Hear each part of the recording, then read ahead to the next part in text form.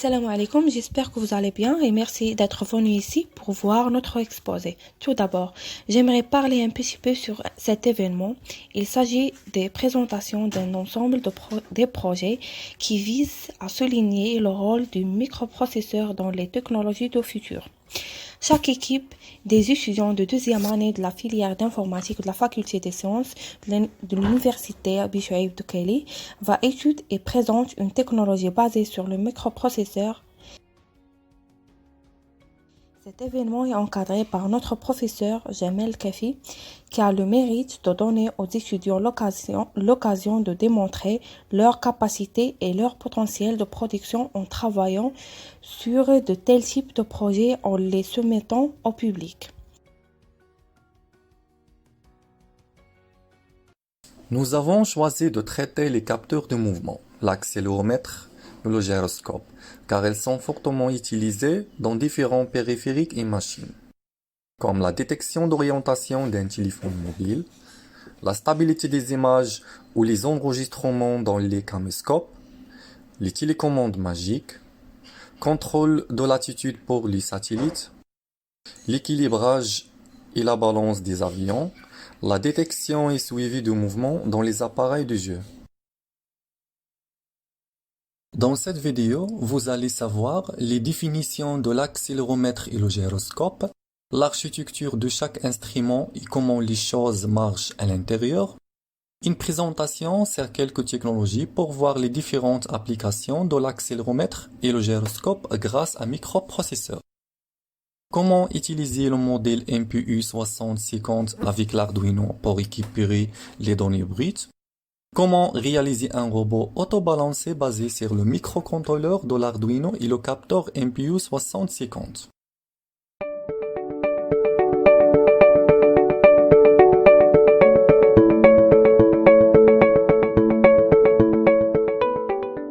Les accéléromètres sont des modules intégrés permettant de mesurer en 3 dimensions les accélérations linéaires, les mouvements de l'objet auquel ils sont fixés.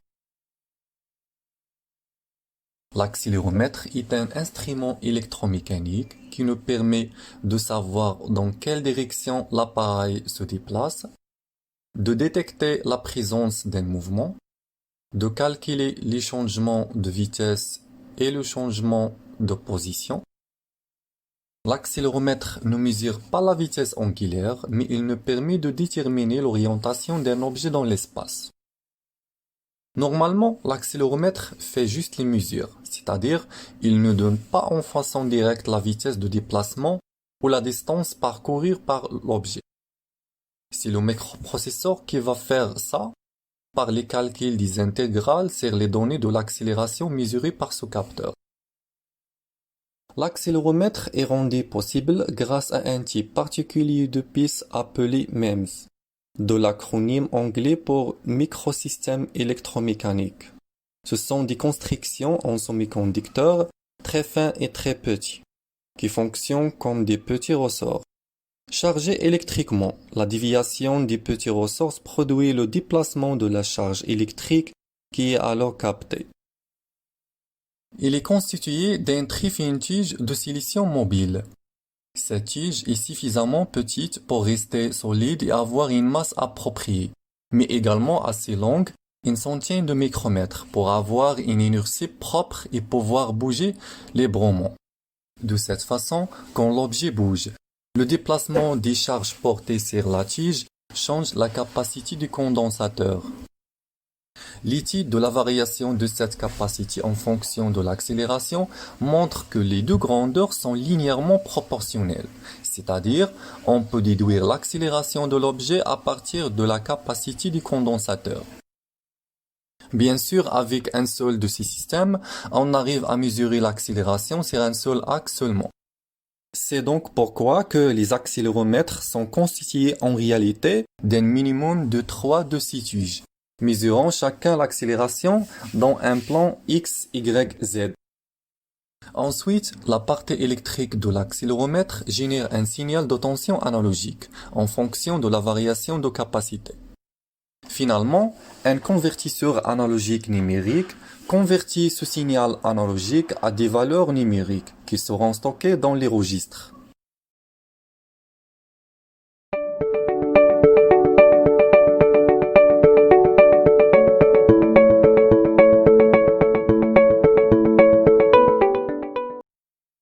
Imaginez une voiture qui roule sur une route droite, c'est-à-dire elle bouge avec un mouvement de translation.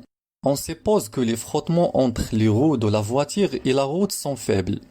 Lorsqu'elle rencontre un rond-point, elle va essayer de tourner à gauche par exemple. On remarque, comme vous voyez dans l'animation, que la voiture fait une sortie de la route comme si elle veut de tourner à droite. Ce phénomène est causé par une force qui s'appelle la force de Coriolis. La mesure de cette force permet de calculer la vitesse angulaire qui la cause. Cet effet permet de réaliser un capteur qui mesure la vitesse angulaire par rapport à l'axe qui est perpendiculaire avec la direction du mouvement de translation d'une masse mobile. Ce capteur s'appelle le gyroscope ou gyromètre. L'architecture d'un gyroscope capacitif est similaire à celui des accéléromètres qu'on a déjà vus.